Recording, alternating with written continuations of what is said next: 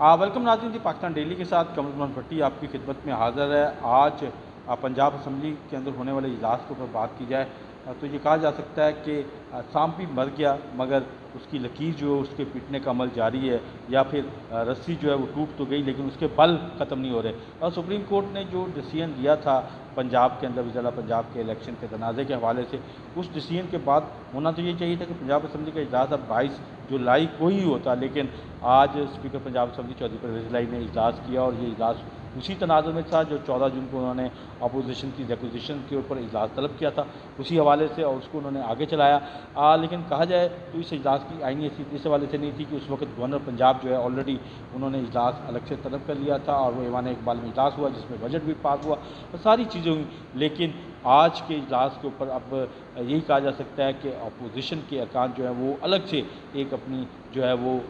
دکان جو ہے وہ سجائے ہوئے ہیں۔ بہرحال آج کے اجلاس کا حکومت نے مکمل طور پہ بائیکاٹ کیا، حکومت کا کوئی نمائندہ بزنس ایڈوائزری کمیٹی میں بھی نہیں پیش ہوا اور نہ ہی اجلاس میں شریک ہوا۔ تاہم آج کا اجلاس جس کو قومی اسمبلی کا پنجاب اسمبلی کا اجلاس کہہ رہے ہیں اپوزیشن کے ارکان، جبکہ حکومتی ارکان کا کہنا ہے کہ یہ ایک محض مشاورتی اجلاس تھا۔ تاہم اس اجلاس کے اندر جو ہے حکومت کی مذمت بھی کی گئی، جو وزیر اعلیٰ پنجاب نے 100 یونٹ کے اوپر سبسڈی کا اعلان کیا تھا اس کی بھی مذمت کی گئی، اسے جو ہے وہ آئین کے خلاف قرار دیا گیا، الیکشن کمیشن کے ضابطۂ اخلاق کے بھی خلاف قرار دیا گیا اور نوٹس لینے کا مطالبہ کیا گیا۔ تاہم اس میں ایک اہم بات یہ ہے کہ آج الیکشن کمیشن نے اس کے اوپر نوٹس دیا بھی ہے، اور حمزہ شہباز شریف کو اس حوالے سے طلب کر لیا ہے الیکشن کمیشن نے کہ انہوں نے یہ جو پروجیکٹ کا اعلان کیا یہ بنیادی طور پہ الیکشن کے اوپر اثر انداز ہونے کی کوشش ہے جسے برداشت نہیں کیا جائے گا۔ تاہم